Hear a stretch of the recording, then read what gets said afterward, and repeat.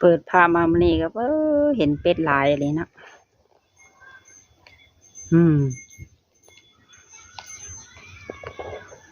กะกราบสบายดีและสวัสดีเด้อพ่อแม่พี่น้อง FC เบิร์ดสุขุสุคนเนาะบอกว่าสิอยู่ภายในและก็ต่างประเทศกันยินดีต้อนรับเข้าสู่ช่อง YouTube ของแม่สมหวังชาแนลเสียงงัวกับห้องรูปเนาะ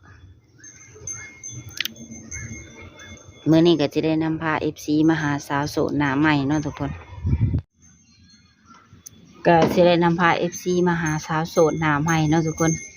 โดยเพิ่นกับเปิดใจเป็นครั้งแรกเนาะเปิดใจเมื่อนี้แหละส่วนชื่อเสียงเฮียงน้ำสีเป็นอย่างไรนะคะจังไปไปลมน้ำกันพร้อมๆกันเนาะทุกคนแต่ก่อนอื่นก็ฝากกดไลค์กดแชร์กดติดตามให้ช่องแม่สมหวังชาแนลนี่เด้อทุกคนเด้อเพื่อเป็นกำลังใจในการเฮ็ดคลิปต่อไปเนาะโดยและก็ที่สำคัญก็ต้องกราบขอบคุณ FC ทุกท่านที่เข้ามากดเบิ่งกดชมแต่ต้นจนจบเนาะก็ขอให้ FC ทุกท่านจงอยู่ดีมีแรงสุขภาพเข้มแข็งอายุหมันคนยืนเด้อเฮงๆรวยๆกันทุกคนโดยสาธุทุกว่าไปว่ามากระห้อนแล้วแก้เสือกันขี่รถมาตอนแดดเนาะทุกคนเพื่อมาฮอดเพื่อนเพื่อนตึกคือแตนเด็ดคือว่าบริแห้งปะแดงคือว่าฮ้อนเหือไหลใครย่อยตอนนี้ก็ยังรอซาสูตรเพิ่นอยู่เนาะก็เลยมาเปิดคลิปก่อนรอถาเพิ่นก่อนถามว่า FC ท่านใดสนใจอยากทักหากะเดี๋ยวแม่สว่างสิแปะไลน์ไว้อยู่คลิปเนาะถ้าว่าสนใจหรือว่าอยากปรึกษาอย่างกะทักไลน์มาได้เนาะทุกคนโดยก็โอเคบ่เพื่อบ่เป็นการซักซ่าเสียเวลาหรือว่าบ่เว้าหลายห่างเฮาก็ไปลมกับสาวโสดเพิ่นพร้อมๆกันเลยโดยสบายดี วันนี้ก็มาสัมภาษณ์สาวโสดเนาะทุกคนก็ก่อนอื่นขออนุญาตถามชื่อเนาะชื่อเสียงเฮียงนามมาจังไดเนาะชื่อมิวสาวมิวโดยปัจจุบันนี่อายุจักปีแล้ว27 ปี27ก็ฮอด27นะกำลังสิ27แล้วเนาะฮอดเต็มแล้วเต็มเมื่อวานมื้อซื่อนี่เห็นวันเกิดแล้วบ่ได้เฮ็ดนะบ่ได้เฮ็ดคือว่ามื้อนี้นี่ออกมาเปิดใจบ่โดย เปิดใจหาคนคุยซื่อบ่หรือว่าหาคู่ชีวิตไปเลยหาคู่ชีวิตไปแล้วอยากได้คู่ชีวิตแล้วเนาะโสดมาดนเลยผ่านมานี่เคยแต่งงานแล้วบ่เคยแล้วเนาะมีลูกนำกันจักคนมีผู้หนึ่งผู้หญิงหรือผู้ชายผู้หญิง จักปีแล้ว7 ปีปลายอะไรโอ้7 ปีปลายแสดงว่าเพิ่นสร้างครอบครัวตั้งแต่อายุ20เนาะก็เคยเข้าโรงเรียนอยู่บ่ข่อยนี่บ่แม่นเคยแสดงว่าตอบแชทตอบหยังได้เนาะพอได้อยู่ พอท้องได้ค่ะม.1 ก็บ่จบซ้ำออกไปหาเงินแบบเศรษฐกิจบ่ดีปานใดเนาะเพราะว่าเฮียนนี่ก็ซื้ออยู่ซื้อกินได้ไปโรงเรียนนี่ก็ดิมีภัยอยู่เพื่อนก็ออกมาเปิดใจนี่มีสเปคตั้งไว้บ่ก็บ่มีข้อแต่ว่ามักแบบใดก็ลองเว้าลองเบิ่งไงเนาะผู้ชายในฝันแบบนั้นแบบนี้ก็มีอยู่หลายแบบอยากได้คู่ครองชีวิตก็อยากได้คู่ดีๆทั้งนั้นเนาะเขาบอกว่าบ่มีเลือกกันบ่แม่นว่าเลือกแต่ว่า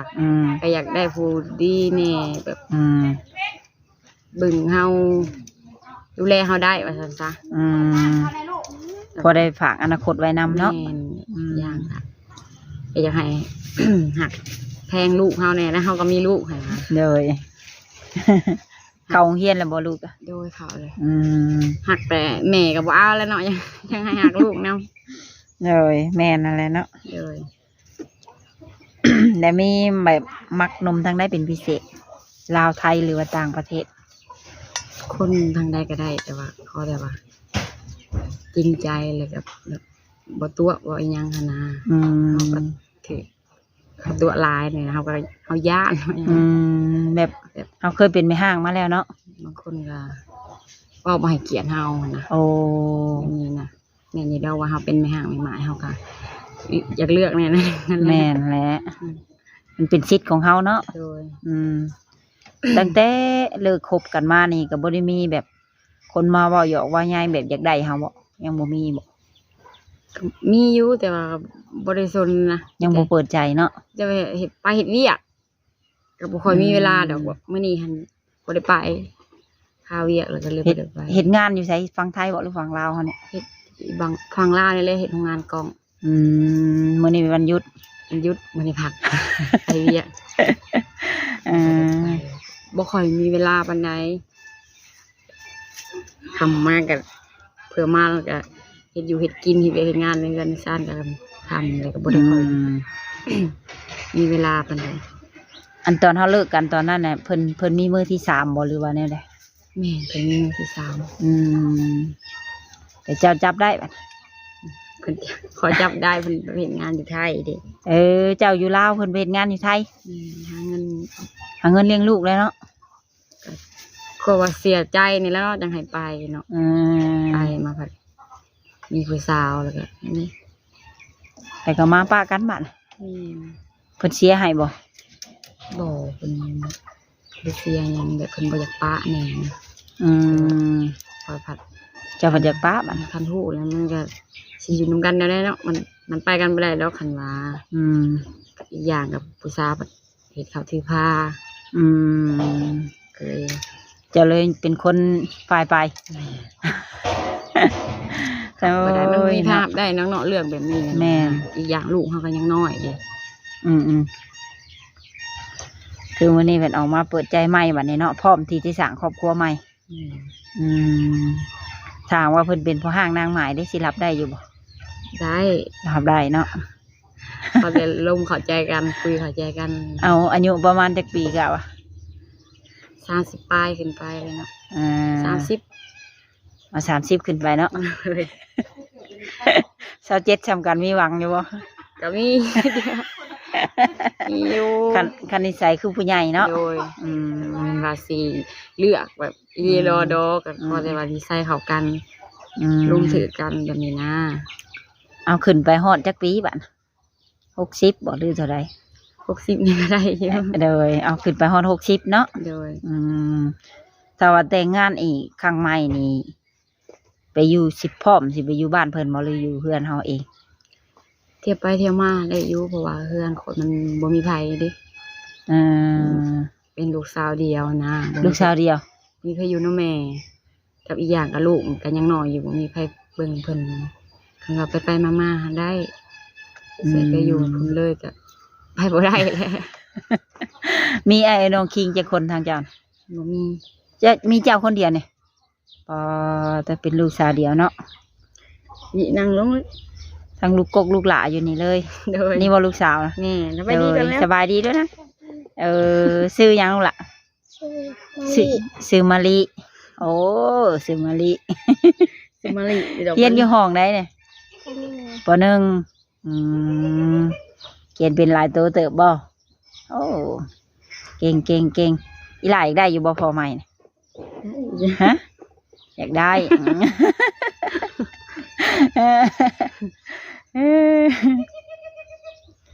ถ้าก็มาแต่โรงเรียนนี่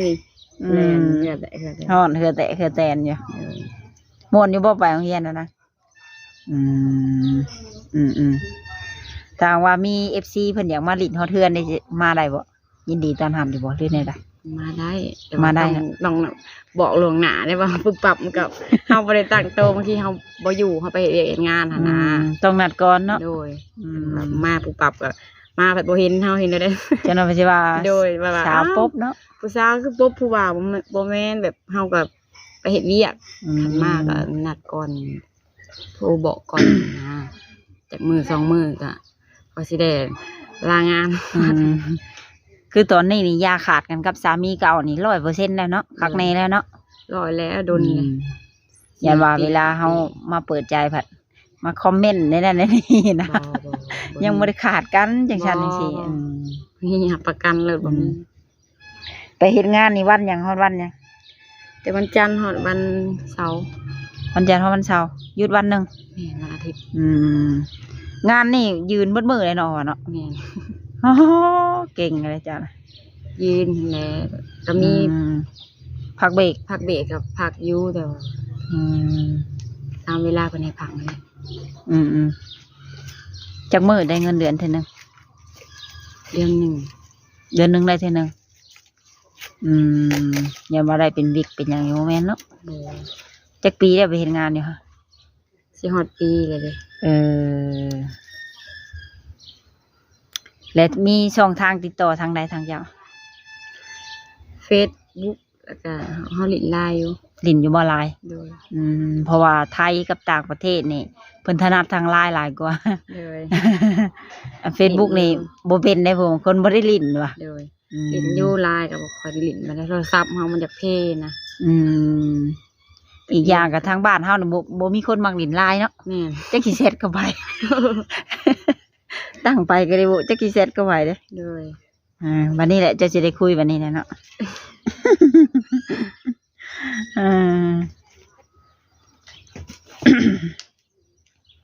คนตุ้ย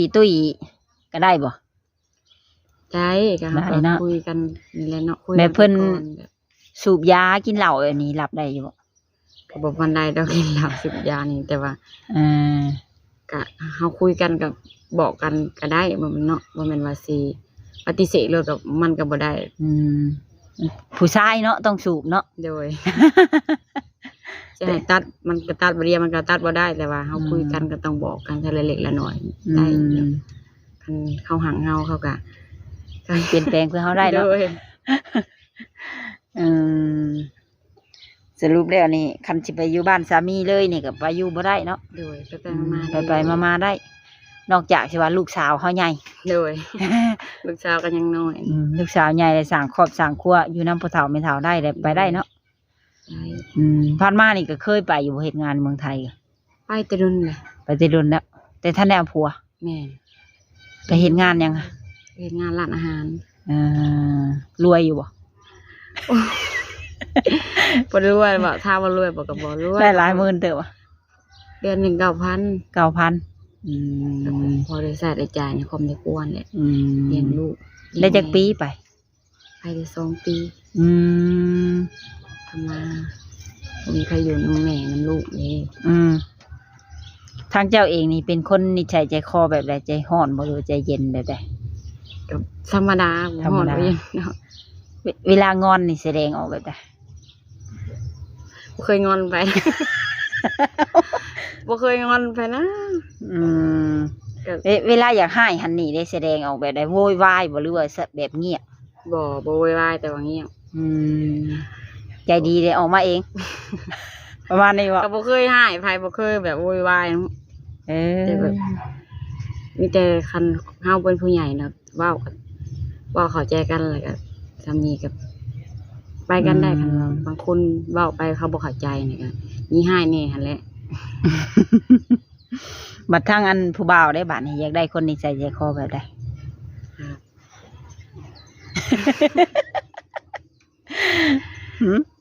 แบบใจเย็นๆบ่หรือ ใจ ว่า เย็นมีหยังก็ อ่า เว้ากันลมกันบ่ให้ใส่อารมณ์หั่นน่ะแบบมีหยังก็อยากฮู้อยากเห็นหยังก็ให้ถามเนาะบ่แม่นว่าอีหยังก็บ่ได้อีหยังก็งอนนี่ก็ยอมได้แบบนี้ เมื่อยเหยาะแล้วเนาะ โดย อยากให้ใช้เหตุผลหลายกว่าเนาะ ใส่ทุนลมกันคุยกัน อันนี้บ่มักเจ้าเปลี่ยนให้ข่อยได้บ่อันนี้ข่อยจะไปหันไปนี่เจ้าเฮ็ดให้ข่อยได้บ่ก็เว้ากันหั่นนะบ่แม่น คันลงไม้ลงมือนี่ให้หมอเอาเลยเนาะ ขอยอมอันนี้ ยอม ยอมเลยเต้ แม่น กระดองนี่สิแพงอยู่บ่กระดอง ถามมี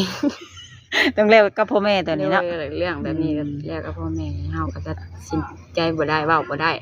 เรื่องของผู้ใหญ่เนาะ แม่นถามเพิ่นก่อน มีแต่ FC ท่านใดสนใจก็ทักเข้ามาได้เนาะทุกคนเลยเดี๋ยวแม่สมหวังก็สิเอาช่องทางติดต่อให้เนาะ เลย มีทาง Facebook แล้วก็ทาง LINE เฮ็ดกินก็เป็นอยู่บ่ เป็นเห็ดกินได้อยู่ อืม อยู่ในเฮือนซ่านกับมีแต่น้องอะไรเห็ด อืม เห็ดอยู่เห็ดกินเห็ดเบียกบ้านได้เบิด ถือว่าเป็นเบิดเนาะ เลย โอเคเลยทางด้านแม่บ้านแม่เฮือนเนาะ